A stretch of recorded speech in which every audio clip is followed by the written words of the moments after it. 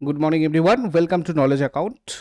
আমরা দেখব 19th ফেব্রুয়ারি 2025-এ কী কী গুরুত্বপূর্ণ কারেন্ট অ্যাফেয়ার্স রয়েছে, তার সাথে সাথে রিলেটেড স্ট্র্যাটেজিকে। তো আজকে যেহেতু তোমাদের বুধবার, সকালে কারেন্ট অ্যাফেয়ার্সের পর ম্যাথের ক্লাস তোমাদের 9টার সময় যেরকম হয় সেটা হবে। 9:45 থেকে ইংলিশ ক্লাস হবে কে স্টাডিতে। স্ট্র্যাটেজিকে বাউন্সার 10:30-এ, 6টার সময় ডাব্লিউবিপি জিকে বুস্টার কে স্টাডিতে, আর রেলওয়ে জিকে অ্যানালিসিস ক্লাস তোমাদের থাকবে 7টার সময়। ঠিক আছে, টেলিগ্রামে একটু যুক্ত হয়ে যাও। যারা যারা ইউটিউব থেকে ঠিকঠাক নোটিফিকেশান পাচ্ছ না, টেলিগ্রাম থেকে নোটিফিকেশান পেয়ে যাবে। কখন কখন 5-10 মিনিট দেরি হলে তোমরা ক্লাসের কখন ক্লাস স্টার্ট হচ্ছে সেটা ওখান থেকে বুঝতে পেরে যাবে। ঠিক আছে, তো চলো প্রথম প্রশ্ন আমরা দেখি। ভারতের 26তম প্রধান নির্বাচন কমিশনার হিসেবে কাকে নিযুক্ত করা হয়েছে? মোস্ট ইম্পর্টেন্ট একটা আজকের কোয়েশ্চেন। জ্ঞানেশ কুমার 26তম প্রধান নির্বাচন কমিশনার হিসেবে নিযুক্ত হলেন। এটা আমাদের নোট করতে হবে, 26তম প্রধান নির্বাচন কমিশনার। ঠিক আছে, প্রধান নির্বাচন কমিশনার 26তম। ইনি রাজীব কুমারের জায়গায় আসছেন। 18ই ফেব্রুয়ারি অবসর নিয়েছেন রাজীব কুমার, তার জায়গায় মানে ধরো 26তম প্রধান বিচারপতি হচ্ছেন জ্ঞানেশ কুমার। তো নির্বাচন কমিশনের কথা আমরা যদি দেখি, সংবিধানের 324 নম্বর আর্টিকেলে রয়েছে। আর নির্বাচন কমিশনের যেদিন প্রতিষ্ঠিত হয়েছিল 25শে জানুয়ারি, সেই দিনটাকে স্মরণ করে আমরা ভোটার দিবস পালন করি, জাতীয় ভোটার দিবস। আর বর্তমানে ভারতের নির্বাচন কমিশন 3জন সদস্য নিয়ে গঠিত। অ্যাকচুয়ালি প্রধান নির্বাচন কমিশনার রয়েছেন জ্ঞানেশ কুমার, আর নতুন নির্বাচন কমিশনার হিসেবে নির্বাচিত হয়েছেন সুখবিদিত সান্ধু আর বিবেক যোশী। এই 3জন রয়েছে। এছাড়া এখান থেকে আমরা যদি দেখি মুখ্য নির্বাচন কমিশনারের সম্পর্কে, ইনি ভারতের রাষ্ট্রপতি কর্তৃক নিযুক্ত হন, রাষ্ট্রপতি নিযুক্ত করেন, এবং মুখ্য নির্বাচন কমিশনারের ক্ষমতা, বেতন, ভাতা ইত্যাদি একজন সুপ্রিম কোর্টের বিচারকের সমান হয়ে থাকে। মুখ্য নির্বাচন কমিশনার নির্বাচন কমিশনের প্রধান, এবং তিনি 6 বছর বা 65 বছর, যেটা আগে হয় সেই অনুযায়ী তিনি ওই পদে অধিষ্ঠিত থাকেন। তাকে যে কোনো সময় পুনরায় নিয়োগ করা যেতে পারে, এবং মেয়াদ শেষ হওয়ার পূর্বেই তাকে অপসারণ করা যেতে পারে। আর সুকুমার সেন, ইনি ছিলেন আমাদের ভারতের প্রথম মুখ্য নির্বাচন কমিশনার। তারপরে সম্প্রতি যুক্তরাজ্যে কে অনারারি নাইটহুড উপাধিতে ভূষিত হয়েছেন? অনারারি নাইটহুড উপাধিতে ভূষিত হয়েছেন কে? এন চন্দ্রশেখরন। টাটা গ্রুপের চেয়ারম্যান এন চন্দ্রশেখরন, তিনি যুক্তরাজ্য ভারত বাণিজ্য সম্পর্ক জোরদারে গুরুত্বপূর্ণ ভূমিকা পালন করেছেন, তাই নাইটহুড উপাধিতে ভূষিত হয়েছেন। ব্রিটিশ সাম্রাজ্যের মোস্ট এক্সেলেন্ট অর্ডার এর অধীনে 14ই ফেব্রুয়ারি 2025-এ যুক্তরাজ্য সরকার এই স্বীকৃতি ঘোষণা করেছে। তোমাদের monthly current affairs, yearly current affairs ebook সেকশানে রয়েছে, ওখান থেকে তোমরা কালেক্ট করে নিও। আর একসাথে 2024-2023-এর মক টেস্ট আর স্ট্র্যাটেজিকের মক টেস্ট সহ এই পুরো পিডিএফ, এটা তোমরা যদি মানে অ্যাক্সেস করতে চাও, সেক্ষেত্রে 1 year ভ্যালিডিটি তোমাদের একটা কোর্স রেডি করে দেওয়া হয়েছে, যেখানে তোমরা যতবার খুশি মক টেস্টগুলো প্র্যাকটিস করতে পারবে। আদারওয়াইজ তোমাদের 25শে ফেব্রুয়ারি থেকে জেনারেল স্টাডিজ আর রেলওয়ে গ্রুপ ডি তোমাদের স্টার্ট হচ্ছে নতুন ব্যাচ। আর ম্যাথ রিজনিংয়ের ফাউন্ডেশন ব্যাচ, নিপুণ ব্যাচ, এটা স্টার্ট হচ্ছে 26 ফেব্রুয়ারি থেকে। এক্সিস্টিং ব্যাচ তোমাদের রয়েছে বুলেট, পরিবর্তন, প্রাপ্তি, এসএসসি, ডাব্লিউবিপি এবং রেলওয়ের জন্য। তোমাদের প্রয়োজন মতো তোমরা জয়েন করো, এই নাম্বারে যোগাযোগ করে নেবে কনসাল্ট করার জন্য। পরের প্রশ্ন, পঞ্চম বহুপাক্ষিক নৌমহড়া, ফিফথ মাল্টিল্যাটারাল নেভাল এক্সারসাইজ, যার নাম হচ্ছে কোমোডো, এই কোমোডোটা কোথায় পরিচালিত হচ্ছে? এটা মাল্টিল্যাটারাল মানে অনেক দেশ এখানে অংশগ্রহণ করছে, এটা হচ্ছে ইন্দোনেশিয়াতে। ইন্দোনেশিয়ার নৌবাহিনী দ্বারা আয়োজন করা হয়েছে এটা।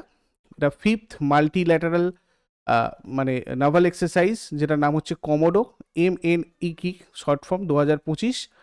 এটা ইন্দোনেশিয়ার বালিতে 16 ফেব্রুয়ারি থেকে স্টার্ট হয়েছে এবং 22শে ফেব্রুয়ারি পর্যন্ত চলবে। এই মহড়ায় মার্কিন যুক্তরাষ্ট্র, রাশিয়া, চীন, ভারত, অস্ট্রেলিয়া আর সিঙ্গাপুর সহ 39টা দেশের অংশগ্রহণ রয়েছে। আর সিঙ্গাপুরের বিদেশি যুদ্ধজাহাজ 39টা দেশ এখানে অংশগ্রহণ করেছে। এই এক্সারসাইজের থিম ছিল maritime partnership for piece and stability. Next, সম্প্রতি কোন দেশে তামিল কবি আর দার্শনিক তিরুভাল্লুভারের মূর্তি উন্মোচন করা হয়েছে? তোমাদের স্ট্র্যাটেজিকেতে আমি মাঝে মাঝে এই প্রশ্নটা করি, এটা তোমাদের এনটিপিসিতে জিজ্ঞাসা করা হয়েছে তিরুভাল্লুভার সম্পর্কে। তো এটা ফিলিপাইনে উন্মোচন করা হয়েছে। কেমন? 17 ফেব্রুয়ারি 2025-এ। আমাদের ভারতের রাষ্ট্রদূত ওখানে কে রয়েছে? হর্ষ কুমার জৈন। তিনি ফিলিপাইনের সেবুতে গুল্লাস কলেজ অফ মেডিসিনে তামিল কবি এবং দার্শনিক তিরুভাল্লুভারের মূর্তি উন্মোচন করেছেন। ভারত আর ফিলিপিন্সের মধ্যে কূটনৈতিক সম্পর্কের 75 বছর পূর্তি উদযাপন এর মানে এটাকে সেলিব্রেট করার জন্য একটা অনুষ্ঠান হয়েছিল, সেখানে এটা করা হয়েছে। তারপর ভারত সরকার দ্বারা চালু করা এআই ফর এন্টারপ্রেনিয়রশিপ ইনিশিয়েটিভ উদ্যোগের অধীনে কত লক্ষ যুবককে প্রশিক্ষিত করার লক্ষ্য রাখা হয়েছে? এটা খুব ইম্পর্টেন্ট একটা কোয়েশ্চেন, খুবই ন্যাশনাল ইম্পর্টেন্স রয়েছে। 1 লাখ যুবককে প্রশিক্ষিত করার লক্ষ্য রাখা হয়েছে ইন্টেল ইন্ডিয়ার সাথে সহযোগিতায়। উদ্যোগের জন্য এআই চালু করেছে, এটা যার লক্ষ্য 2025-এর মধ্যে 1 লক্ষ যুবককে এআই এবং মানে এন্টারপ্রেনিয়রশিপ স্কিলে তাদেরকে প্রশিক্ষণ মানে ট্রেন্ড করা আর কি। এই উদ্যোগটা সারা দেশে তরুণ উদ্যোক্তাদের মধ্যে দক্ষতা উন্নয়ন আর উদ্ভাবনকে উন্নীত করার একটা বিস্তৃত কৌশলের অংশ। তারপর 2025-26 বাজেটে পিএম কিষাণ প্রকল্পের জন্য কত বরাদ্দ করা হয়েছে? PM Kisan is very very important, বাজেটের একটা কোয়েশ্চেন। 63,500 কোটি টাকা বরাদ্দ করা হয়েছে পিএম কিষাণ প্রকল্পের জন্য 2025-26 বাজেটে। প্রধানমন্ত্রী কিষাণ সম্মান নিধিটা হচ্ছে ভারত সরকারের একটা উদ্যোগ, যেটা কৃষকদের ন্যূনতম আয় সহায়তা হিসাবে প্রতি বছর 6,000 পর্যন্ত দেওয়া হয় আর কি, মানে 69 ইউএস ডলার। 1 ফেব্রুয়ারি 2019 এটা প্রতিষ্ঠিত হয়েছিল, মানে তখন লঞ্চ করা হয়েছিল এই প্রকল্পটা। সালটা খুব ইম্পর্টেন্ট, মনে রাখবে। তারপর 2025-26-এর জন্য কোন মন্ত্রণালয় সর্বোচ্চ বাজেট বরাদ্দ পেয়েছে? এরকমভাবে বাজেট থেকে প্রশ্ন তোমাদের আসতেই পারে। প্রতিরক্ষা মন্ত্রণালয়, মিনিস্ট্রি অফ ডিফেন্স এ সব থেকে বেশি বাজেট অ্যালোকেশন হয়েছে 2025-26-এর জন্য। দেখো এখানে আমি পুরোটাই একবার দিয়েছি, সবাই চট করে রিমাইন্ড করে নাও। এক্সপেন্ডিচার অফ মেজর আইটেমস, এখানে যদি দেখি ডিফেন্স সেক্টরে তোমার 4,91,700 তোমার হচ্ছে 32 কোটি টাকা। রুরাল ডেভেলপমেন্টে প্রায় 2.5 লাখ টাকা। হোম অ্যাফেয়ার্সেও 2,33,211 কোটি টাকা। এগ্রিকালচার অ্যালাইড অ্যাক্টিভিটিসে 1,71,437 কোটি টাকা।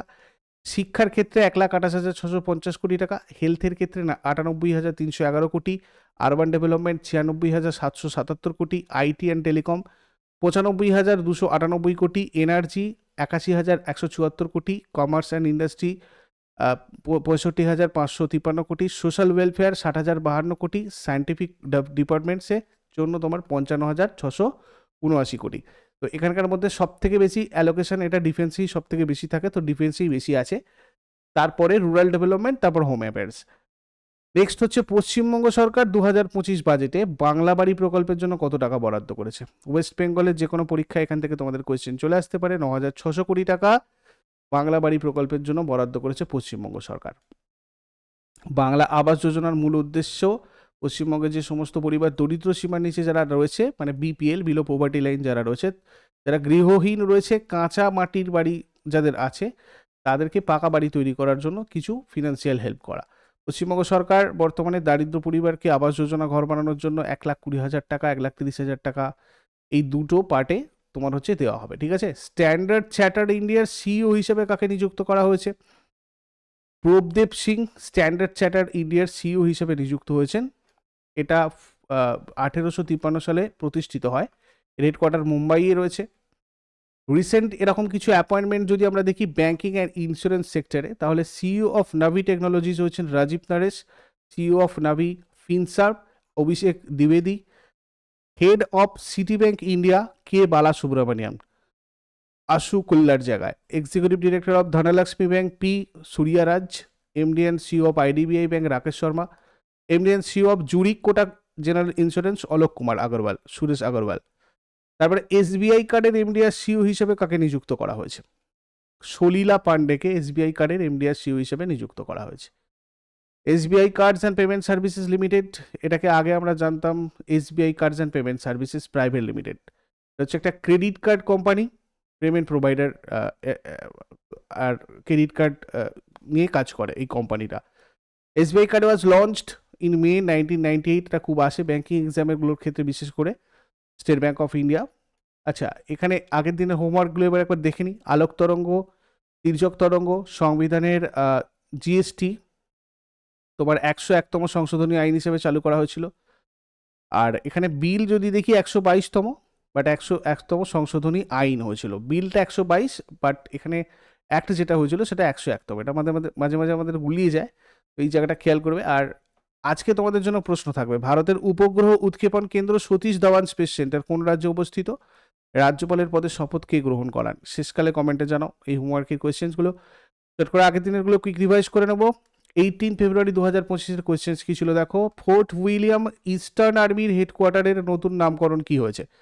ফোর্ট উইলিয়াম ইস্টার্ন আর্মির হেডকোয়ার্টারের নতুন নামকরণ হয়েছে বিজয় দুর্গ।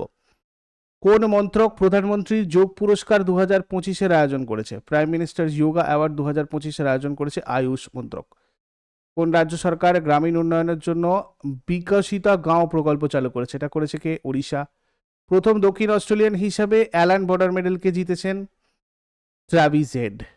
কোন অস্ট্রেলিয়ার মহিলা ক্রিকেটার 2025-এ বেলিন্ডা ক্লার্ক পুরস্কার পেয়েছেন? Annabel Sutherland. কোন অস্ট্রেলিয়ান পুরুষ ক্রিকেটার 2025 ওডিআই বর্ষসেরা পুরুষ খেলোয়াড় পুরস্কার পেয়েছেন? Travis head. বিশ্বের 1 নম্বর টেনিস খেলোয়াড় জনিক সিনারকে ওয়াডা কত মাসের জন্য সাসপেন্ড করেছে? 3 মাস। The new icon Savarkar and the facts বইটার লেখককে? অরুণ শৌরি। নৌ সদর দপ্তর নয়াদিল্লিতে অনুষ্ঠিত ভারতীয় নৌবাহিনীর প্রধানদের সম্মেলন 2025-এ প্রকাশিত বইটার নাম কি? Legacy of leadership, naval chiefs true time. এগুলো ছিল। চট করে আমরা দেখে নেব আমাদের টেলিগ্রাম চ্যানেলটার নাম। অনেকে তোমরা টেলিগ্রাম চ্যানেলে জয়েন করোনি বলে নোটিফিকেশান পাচ্ছ না, কমেন্ট করছো, ইউটিউব থেকে নোটিফিকেশান পাচ্ছি না। তো এটা আমাদের টেলিগ্রাম চ্যানেলের নাম।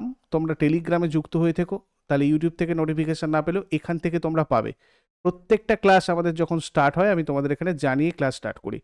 সুতরাং টেলিগ্রামে সবাই যুক্ত হয়ে যাও, কেমন? আর প্রতিদিন সকাল 6টার সময় ডেলি কারেন্ট অ্যাফেয়ার্সের জন্য অবশ্যই চ্যানেলটাকে সাবস্ক্রাইব করে রাখো। ক্লাস বেশি হওয়ার জন্য নোটিফিকেশান তোমরা পাও না, বাট বেল আইকন প্রেস করে রাখলে রেগুলার ক্লাস অ্যাটেন্ড করলে অবশ্যই নোটিফিকেশান তোমাদের কাছে যাবে। যাই হোক, চলো, thank you so much, take care, have a great day.